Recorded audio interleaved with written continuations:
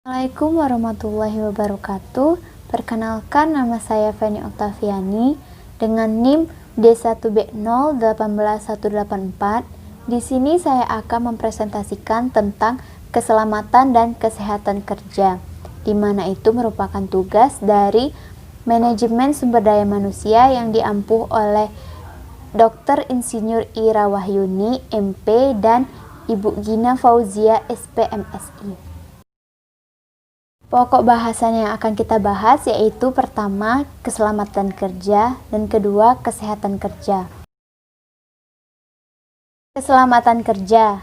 Keselamatan kerja menurut Sumakmur adalah keselamatan yang bertalian dengan mesin, pesawat, alat kerja, dan bahan, serta proses pengolahannya, landasan tempat kerja dan lingkungannya, serta cara-cara melakukan pekerjaan. Perusahaan perlu menjaga keselamatan kerja terhadap karyawannya karena tujuan program keselamatan kerja diantaranya adalah sebagai berikut. 1. Melindungi tenaga kerja atas hak keselamatannya dalam melakukan pekerjaan untuk kesejahteraan hidup dan meningkatkan produksi serta produktivitas nasional. 2. Menjamin keselamatan setiap orang lain yang berada di tempat kerja. 3. Sumber produksi dipelihara dan dipergunakan secara aman dan efisien. Perusahaan juga harus memelihara keselamatan karyawan di lingkungan kerja dan syarat-syarat keselamatan karyawan adalah sebagai berikut. 1. Mencegah dan mengurangi kecelakaan. 2. Mencegah, mengurangi, dan memadamkan kebakaran. 3. Mencegah dan mengurangi bahaya peledakan. 4. Memberi kesempatan atau jalan menyelamatkan diri pada waktu kebakaran atau kejadian-kejadian lain yang berbahaya. 5. Memberikan pertolongan pada kecelakaan. 6. Memberi alat-alat perlindungan kepada para pekerja. 7. Mencegah dan mengendalikan timbul atau menyebarluaskan suhu, kelembapan, debu, kotoran, asap, uap, gas, hembusan angin, cuaca, sinar matahari, radiasi, suara, dan getaran. 8. Mencegah dan mengendalikan timbulnya penyakit akibat kerja baik fisik maupun psikis, penularan, infeksi, dan peracunan.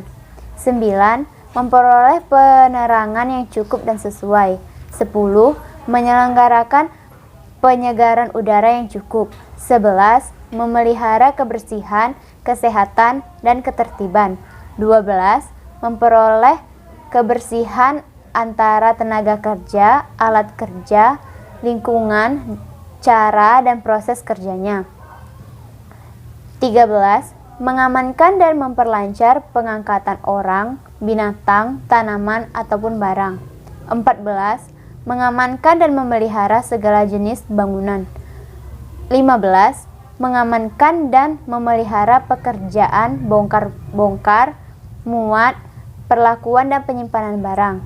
16. Mencegah terkena aliran listrik.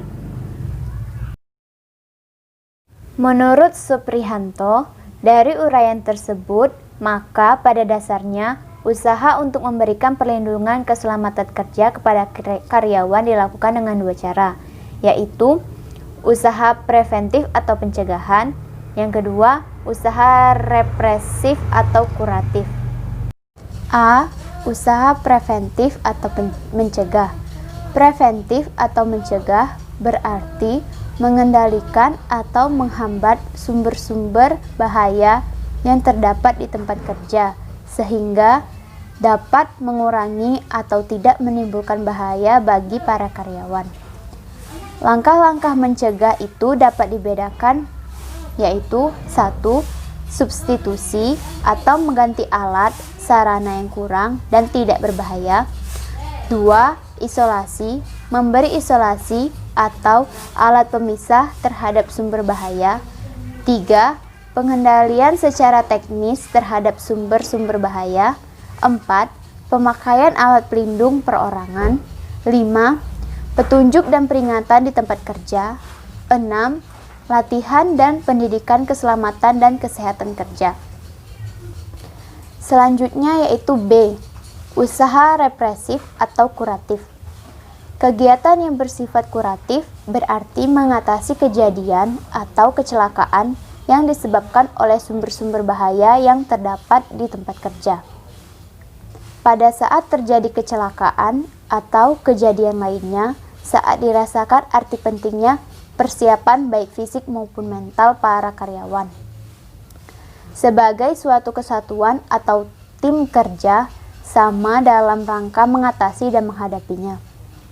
Selain itu, terutama persiapan alat atau sarana lainnya yang secara langsung didukung oleh pimpinan organisasi perusahaan.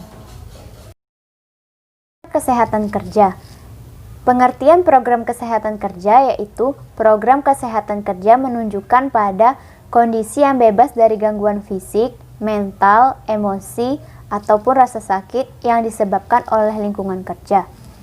Resiko kesehatan kerja merupakan faktor-faktor dalam lingkungan kerja yang bekerja melebihi periode waktu yang ditentukan.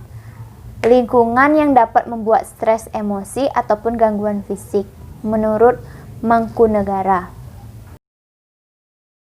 Menurut Ranu Pandojo dan Husnan, program kesehatan fisik yang dibuat oleh perusahaan sebaiknya terdiri dari salah satu atau keseluruhan elemen-elemen berikut. 1. Pemeriksaan kesehatan pada waktu karyawan pertama kali diterima bekerja. 2. Pemeriksaan keseluruhan pada karyawan kunci atau key personal secara periodik. 3. Pemeriksaan kesehatan secara sukarela untuk semua karyawan secara periodik. 4. Tersedianya peralatan dan staf media yang cukup. 5. Pemberian perhatian yang sistematis. 6. Pemeriksaan sistematis dan periodik terhadap persyaratan-persyaratan sanitasi yang baik. Menurut Ranu Pandojo dan Husnan, stres yang diderita oleh karyawan selama bekerja sumbernya bisa dikelompokkan menjadi 4, yaitu yang bersifat kimia, yang bersifat fisik, yang bersifat biologis, dan bersifat sosial. Usaha-usaha untuk mencegah dan mengendalikan tekanan di dalam tempat kerja dapat dilakukan dengan cara sebagai berikut. 1. Mencari sumber dari tekanan. 2. Mencari media yang menjadi alat penyebaran tekanan tersebut. 3. Memberikan perawatan khusus pada karyawan yang menderita tekanan tersebut.